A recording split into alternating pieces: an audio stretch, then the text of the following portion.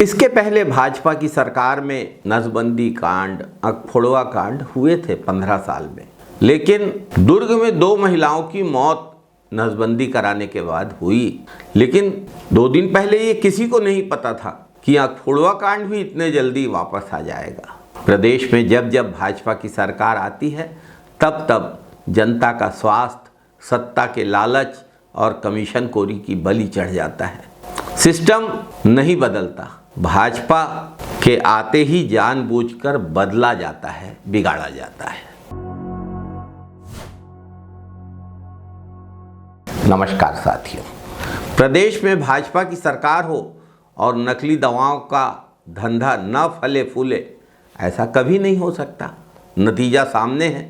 दुर्ग में नसबंदी के बाद 2 महिलाओं की मौत और बीजापुर में 9 मरीजों की आंखें मोतियाबिंद के ऑपरेशन के बाद खराब, रोशनी चली गई। यह सब हो रहा है नकली दवाओं के कारण। भाजपा इतनी लाचार हो गई है क्या कि नकली दवाओं की सप्लाई तक नहीं रोक पा रही है, या फिर भाजपा के ही संरक्षण में नकली दवाओं का कारोबार फल फूल रहा है। सरकारी अस्पतालों में जिन दवाओं की सप्लाई की जाती है उनकी गुणवत्ता लगातार संदेहों के दायरे में है।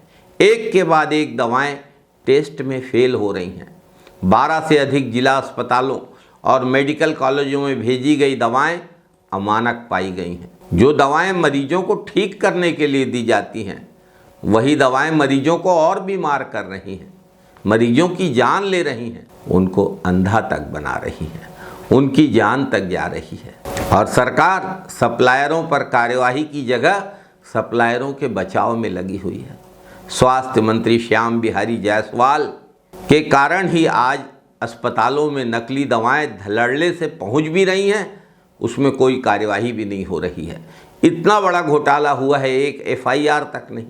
क्या इससे सत्ताधीशों की सहभागिता साबित नहीं होती नकली दवाओं के कारोबार में? साथियों, इस सरकार में अपराध, जमीन की लूट खसोट, शराब और जुए का धंधा और नकली दवाओं की सप्लाई उतनी ही तेजी से बढ़ रही है जिस तेजी से अपराध बढ़ रहे हैं।